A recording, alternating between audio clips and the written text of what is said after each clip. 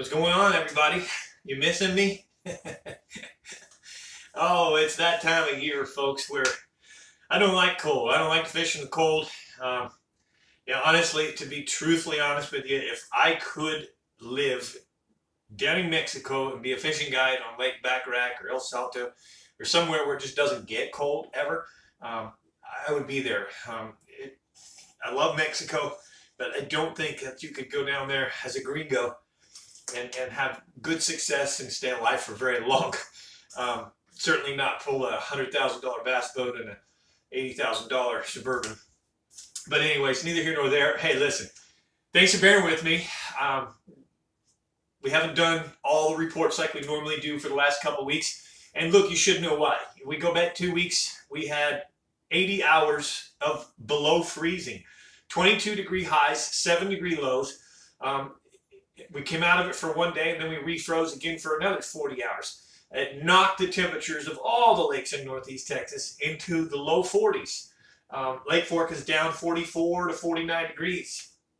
We came out of that week of freeze last week and literally had almost 7, 8, maybe even 9 inches of rain here, which is really cool. It was cold rain. It was 46-degree highs. It's cold rain, but back 2 weeks ago, we were 401.35. Remember, every 0.25 is 3 inches, okay? We literally are now 402.82, which is just about 2 inches below full pool. We came up from 1 foot 9 inches below full pool. We literally came up about 16 inches in just a week of cold water, cold, dirty water. If you've heard me say before, I don't like fishing cold water for bass. I don't like fishing dirty water for bass. I can't stand cold, dirty water for bass. So we're coming out of it, though. We've had this week we had some 75-degree highs, still 40-degree nights, and it's all about the night temperature that makes a difference. And the reason is the cold water sinks, so we get. By midnight, if we're 40 degrees, the day's warm trend gets knocked away and the cool water sinks and ruins the warm trend. So we need to see some 50 or better degree nights. Then we'll really see the fishing change on Lake Fork. But here's what's going on. It's a bit tough unless you're a live scoper. Rumor has it that some of the elite anglers that have been practicing for the up-and-coming event are smashing some big fish. Ben Milliken reported that he had a 12.31 the other day. I think that's what it was. I know it was a 12-pound fish. I'm not going to say names, but I know some elite anglers that have had big sacks, like literally 27, 29, 31-pound sacks for their best 5 fish just a week ago. But it's live scoping, suspending deep water fish offshore in the trees, mouths to the coves, mouths to the pockets, down south in the unaffected water from the dirt. The creeks and all that are dirty. Probably settling some now, but those creeks are cold and they're dirty. So it's a live scope fest, and it's going to be, Alabama rigs, jerk baits, swim baits, glide baits, maybe the new Berkeley bait that they've got, that crazy bait. It's a jerk bait, but it actually backs up. And then comes forward. I think it's called the K-Reg or the K-Reg or something like that. I should be up to tune with it. But anyways, also some fish being caught on warm trended areas where there's concrete. When you have a day like today where sun was shining, low winds, 75-degree high, anything that warmed up, concrete, red clay, points, things like that, where there was a chance for that sun to hit for a while, that's where that rattle trap or red-eyed lipless crankbait, red-eyed shad, even a square bill. Preferably, I like the wide bodies, but some of the slim bodies will get them this time of year too. Your reds, your red chartreuse, your chili bowl. But those warm trended areas, midday now, from noon till 4 o'clock, is going to be your best bet. When I'm talking about warm trending areas, I'm talking mostly like bridge corners, bridge walls that are sheltered from the wind, but the sun is piling on it. It can really, really warm things up in that little first, say, 12 to 13 inches of water. And that's where you'll find them. They'll be up there in that warmer water sunbathing. But other than that, the bass fishing on Fork, it's about to explode. All it takes, again, is 5, 6, 7 days of a really good warm trend, 70, 80 degree highs, and 50 degree or better lows. We carry over. Remember that if the nighttime low doesn't go below what the water temperature is, then we've warm trended. So in other words, if today reaches 80, the surface warm trended some, and if tonight it didn't go down below 60, then we hold what today warmed into tomorrow.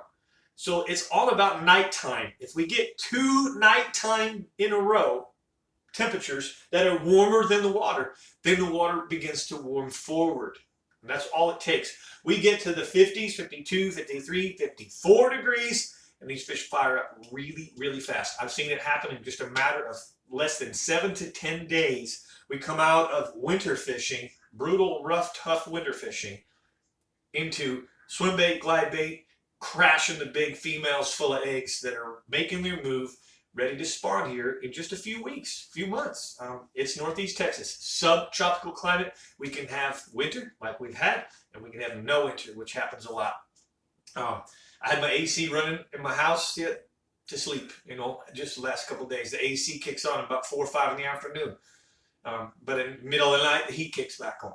So, got to kind of play the variables. Another way you can go catch a mixed bag of fish on Lake Fork is to go deep. 40 feet, 35 to 40 feet, spoon or an Alabama rig. Go find the big masses of balls of bait fish and fish below them. You're going to catch, when I say mixed bag, you're going to catch white bass, you're going to catch yellow bass, you're going to occasionally catch a largemouth. But you can go catch a lot of white bass, which are fun to catch, and that kind of keeps you going, keeps you warm, keeps you hopeful, and you will run into some largemouths sometimes too. All right, this is a free public report. I want you to tell your friends about it. And I'm going to start including, for Lake Fork, the crappie. I do have a members-only channel that gives much more details, more specifics. And right now there's not a lot of specifics to give. But in another 4, 5, 6 weeks when the season kicks off, there will be. And I'll be fishing 6 days a week with my clients. And when I do a members-only report that spills my guts. And I tell you exactly what's happening, good or bad. Exactly what to do, what not to do. I tell you what parts of the lake are fishing the best, the colors, the line, the rod, the reel, the how-to, the pace, the speed. The members-only fishing report is an upgraded report from what you get here.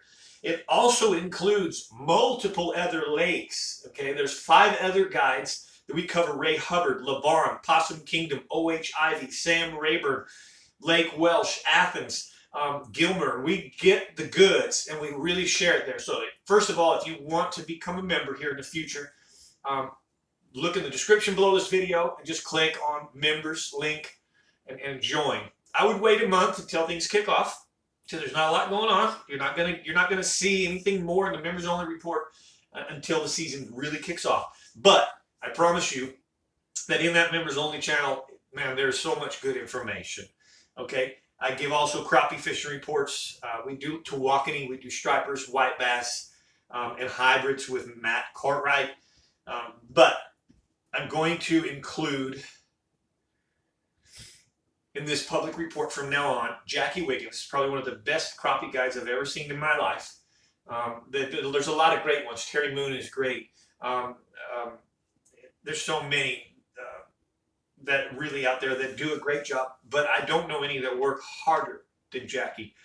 He works his tail off to make sure that you get the limit that you came for. His reports are phenomenal, and let's give you one. Lake Fork crappie fishing has been a little bit slow with the super cold temps. So is bass fishing. The terrible winds also most of the days have been followed, then of course, by heavy rains for almost a whole week.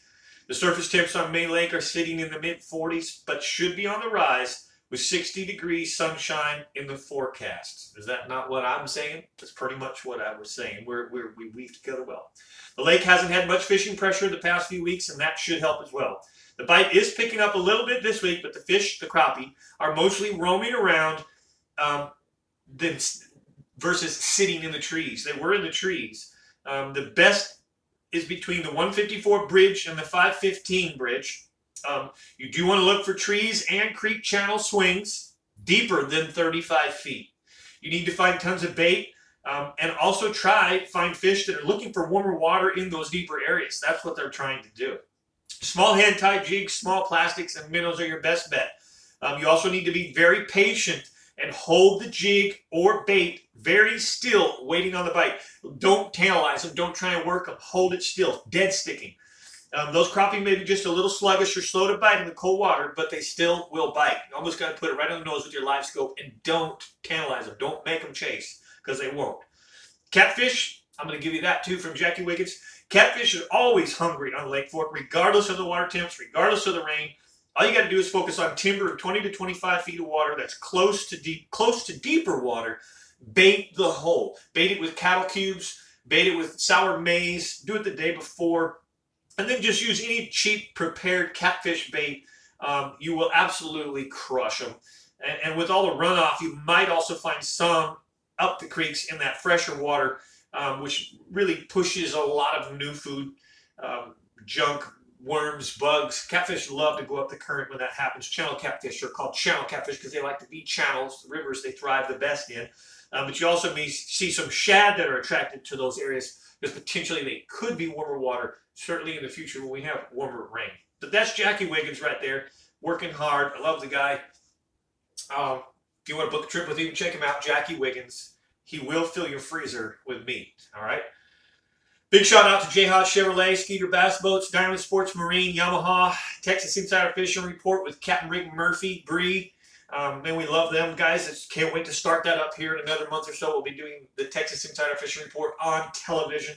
But we got Abu Garcia, Berkeley Power Pole, Bass Assassin, Bajío Sunglasses, Tight Lines UV, Lake Fork Trophy Lures, Impact Lures, which is now owned by Lake Fork Trophy Lures. They brought Impact home. Real-Time Rods, Magic Reaction, my favorite smell to put on your baits. Lake Fork Marina, Go Fish Lures, Steve's Custom Prop Shop, The Original Rod Socks, Sign Shop, Burnstone Lodge, Lake Fork Resort, Murphy's Law Sport Fishing, Jamie's Restaurant, Oh My the Pie, Tackle Co-op, and Jamie's Jacked Up Designs. That's who does our shirts and hats and all the paraphernalia. This year we're going to have a little bit more of that available for you. So again, thank you so much for your public subscription, your free public subscription. Consider upgrading and becoming a member. Remember, just look in the description below, click on members link, follow the procedure, and you can get a lot more information about a lot more fishing in the Northeast Texas area. Thanks for watching. I'm Mike McFarland, the Lake Fork Guide.